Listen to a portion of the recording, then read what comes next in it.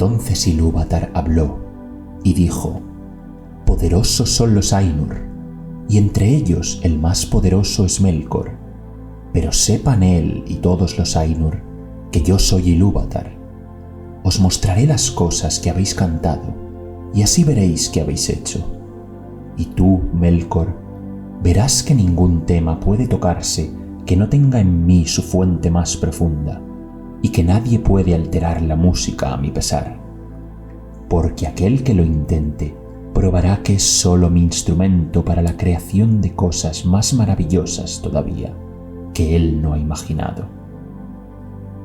Entonces los Ainur tuvieron miedo, aunque aún no habían comprendido qué les decía Ilúvatar, y llenóse Melkor de vergüenza, de la que nació un rencor secreto.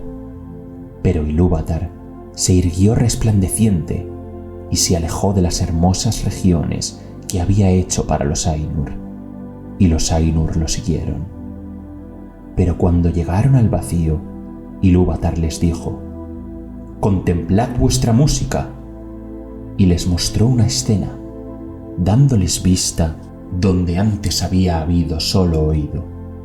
Y los Ainur vieron un nuevo mundo hecho visible para ellos, y era un globo en el vacío, y en él se sostenía, aunque no pertenecía al vacío.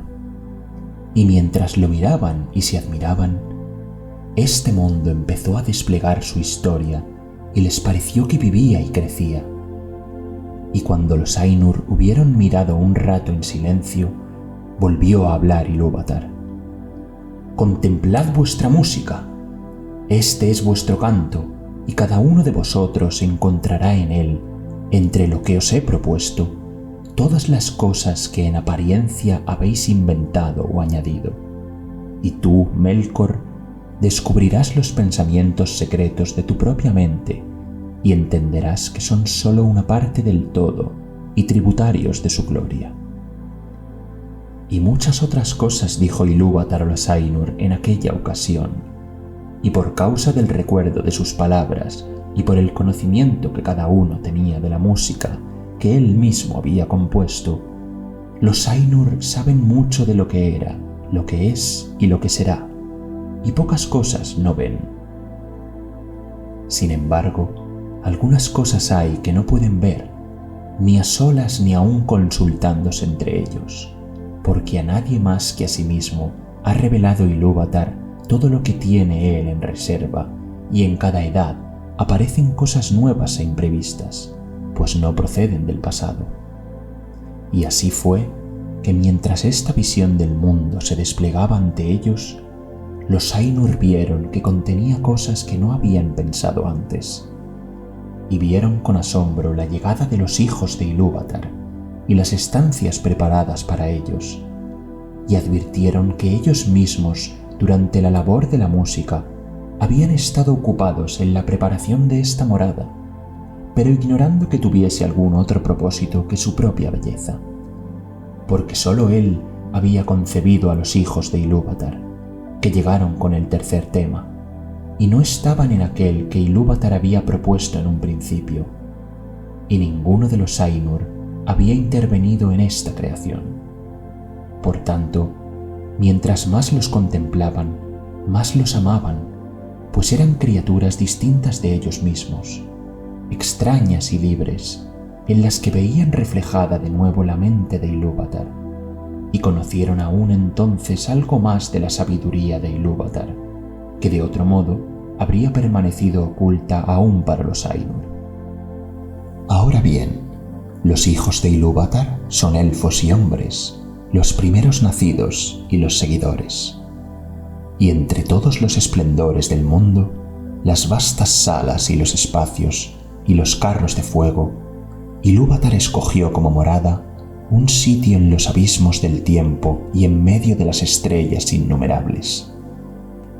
Y puede que esta morada parezca algo pequeña a aquellos que solo consideran la majestad de los Ainur y no su terrible sutileza, como quien tomara toda la anchura de Arda para levantar allí una columna y la elevara hasta que el cono de la cima fuera más punzante que una aguja, o quien considerara solo la vastedad inconmensurable del mundo, que los Ainur aún están modelando, y no la minuciosa precisión con que dan forma a todas las cosas que en él se encuentran.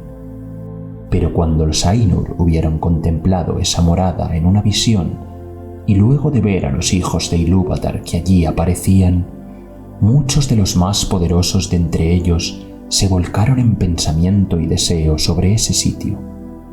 Y de estos Melkor era el principal, como también había sido al comienzo el más grande de los Ainur que participaran en la música.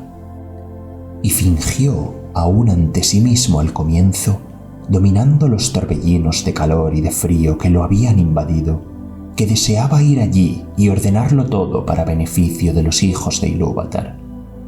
Pero lo que en verdad deseaba era someter tanto a elfos como a hombres, pues envidiaba los dones que Ilúvatar les había prometido, y él mismo deseaba tener súbditos y sirvientes, y ser llamado señor, y gobernar otras voluntades.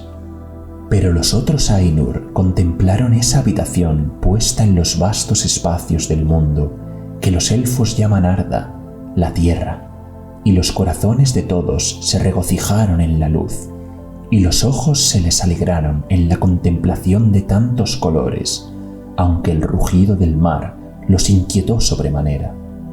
Y observaron los vientos y el aire y las materias de que estaba hecha Arda, el hierro y la piedra, la plata y el oro, y muchas otras sustancias, pero de todas ellas el agua fue la que más alabaron.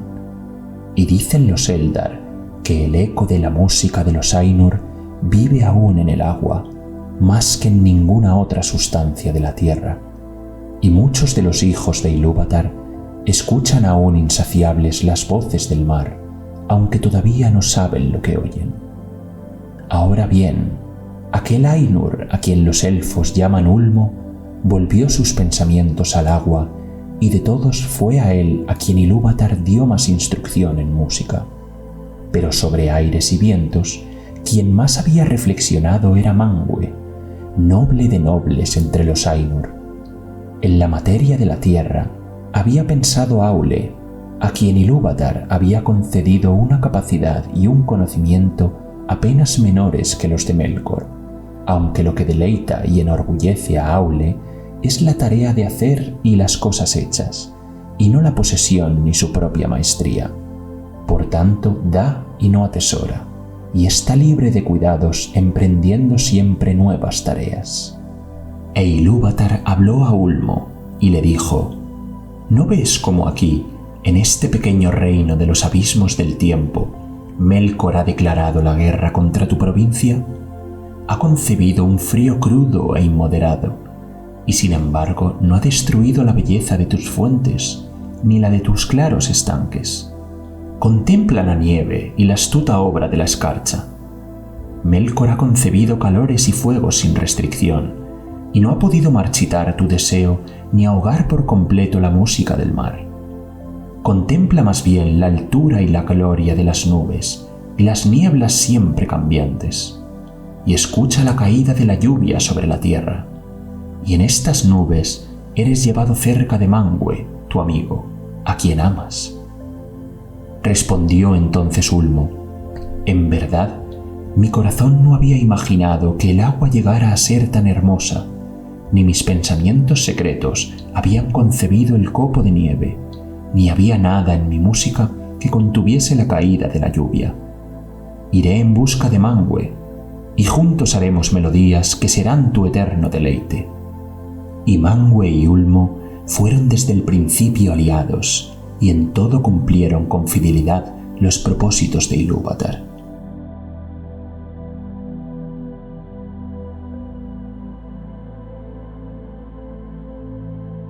Espero que te haya gustado. Si quieres escuchar más historias de la Tierra Media, suscríbete. Hasta la próxima, pequeño hobbit.